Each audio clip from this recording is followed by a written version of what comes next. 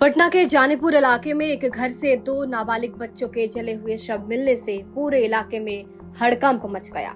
ये सनसनीखेज मामला गुरुवार 31 जुलाई को सामने आया। पुलिस जांच में खुलासा हुआ कि एक तरफा प्यार का मामला है, जिसमें आरोपी पहले से ही पीड़िता को जानता था और उसका घर आना जाना लगा रहता था।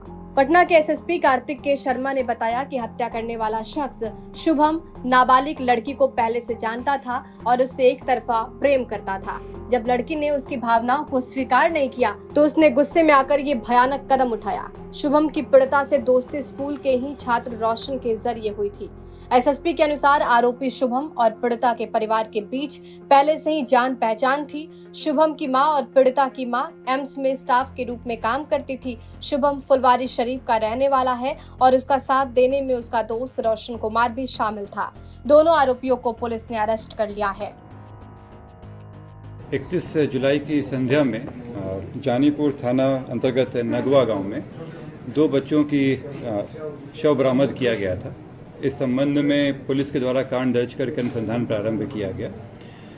इसमें पुलिस के द्वारा एफएसएल की टीम को बुलाया गया, स्वान दस्ता को बुलाया गया और विभिन्न टीमों को बनाकर अलग अलग जगहों पर रेड छापामारी की गई, साक्ष्य संकलन किया गया और एक पूरी एसआईटी बनाई गई थी जो सिटी एसपी पश्चिमी के निर्देशन में चल रहा था। इन लोगों के द्वारा त्वरित कार्रवाई करते हुए इस घटना को 24 घंटे के अंदर में उद्भेदित किया गया और जो इसमें अभियुक्त थे उनकी गिरफ्तारी कर ली गई है। ये घटना करने के लिए एक व्यक्ति जो पूर्व से जो बच्चे जिनका देहांत हुआ है उनके परिचित थे और उनका उस घर में आना जाना लगा रहता था। इसी क्रम में वो पुरानी सुनियोजित ढंग से प्लानिंग करके वो आए और घटना को अंजाम दिए। घटना की प्लानिंग पहले ही हो चुकी थी। घटना के दिन ये सुबह में जाकर बगल के दुकान से मिट्टी का तेल, किरासिन का तेल खरीदे और तेल को एक बोतल में रख के घटनास्थल पर गए। वहाँ पर जाने के बाद 2 बच्चे थे, एक लड़का एक लड़की। लड़का वहाँ पर सो रहा था, लड़की गेट खोली थी। ये अंदर गया और ईंटा से लड़का को मारा और लड़की का गर्दन गला दबा के उसकी हत्या कर दी। हत्या करने के बाद साक्ष्य को छुपाने के लिए जो किरासिन का तेल था उसको छिड़क के आग लगाया ताकि साक्ष्य को मिटा सके और घटना करने के बाद बाहर से गेट बंद करके चला गया।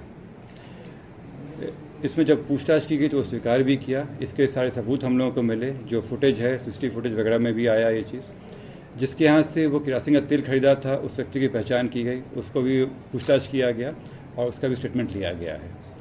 ये पूर्व में प्रेम प्रसंग और उसके बाद असफल प्रेम प्रसंग का मामला है और उसी में ये घटना की गई थी। इसमें मैं जोड़ना चाहूँगा कि पुलिस के द्वारा बहुत ही बढ़िया से काम किया गया और घटना की जानकारी मिलने के 15 मिनट के अंदर में थाना वहाँ पहुँच गई थी। एफएसएल की टीम वहाँ आई, सारी कार्रवाई की गई। परंतु वहाँ के कुछ लोग, व्यक्ति विशेष लोगों के द्वारा अपने व्यक्तिगत लाभ के लिए वहाँ पे पुलिस को कार्रवाई करने से रोका जा रहा था। एक माहौल क्रिएट किया जा रहा था कि पुलिस वहाँ पे काम नहीं कर सके। खास करके वहाँ के एसएचओ को टारगेट करने की कोशिश की गई थी।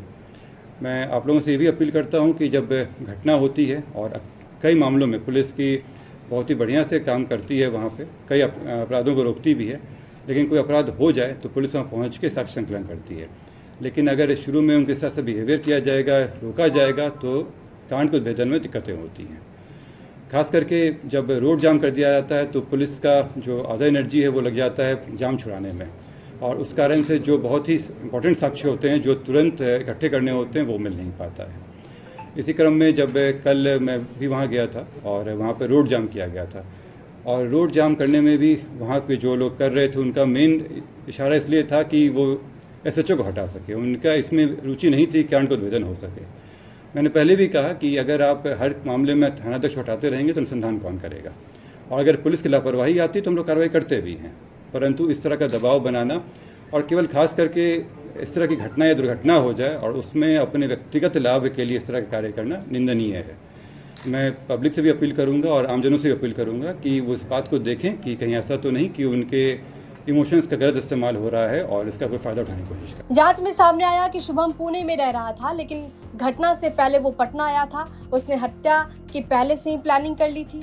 एक किराना स्टोर से पहले केरोसिन तेल खरीदा, फिर वो लड़की के घर पहुंचा जहां लड़की ने दरवाजा खोला।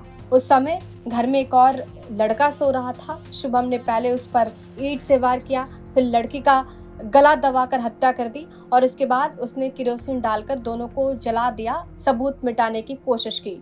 घटना के बाद इलाके में तनाव फैल गया, लोगों ने सड़क जाम कर प्रदर्शन किया। इस मामले में महागठबंधन के फुलवारीशरीफ विधायक गोपाल रविदास समेत 10 लोगों के खिलाफ एफआईआर दर्ज की गई है। साथ ही 30 अज्ञात लोगों पर केस भी दर्ज किया गया है। बाकी लोगों की वीडियो के आधार पर पहचान की जा रही है। ब्यूरो रिपोर्ट, बिहार तक।